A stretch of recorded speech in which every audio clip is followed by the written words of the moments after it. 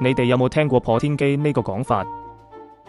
聽過啊，但唔係話講咗就出事咩？啱啊，呢個講法出自一本叫《梅花易術》嘅書，佢意思係話，有啲事如果你講咗出嚟，就等於破咗個天機，咁就唔會發生。咁講咗反而安全咗。係啦，就好似如果我今日上山，驚會有山泥傾瀉，我依家就喺度講，等陣會唔會有山泥傾瀉啊？咁樣一講破，反而就唔會出事。即係自爆式防災。都可以咁講，因為人嘅命運其實分兩種，一種叫命數，即係注定要發生；另一種叫變數，就係突如其來嘅變化。而呢啲突變帶嚟嘅災禍，如果你能夠提前講破，就等於破咗個局，啲嘢就唔靚。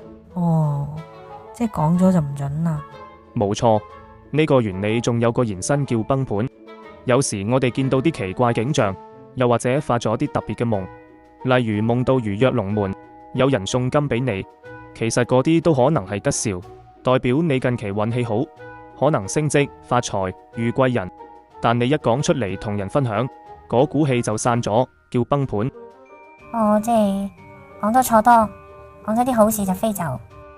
係啦，所以啲老一輩成日話，見到啲奇怪嘅嘢，發咗啲怪夢，唔好講出嚟，因為有時啲嘢係俾你一個提示，唔係叫你四圍唱。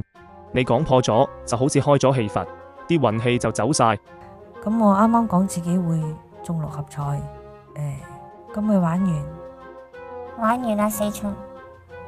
所以話唔係所有嘢講出嚟都好，有啲天機講咗反而保命，有啲好運唔講反而留得住。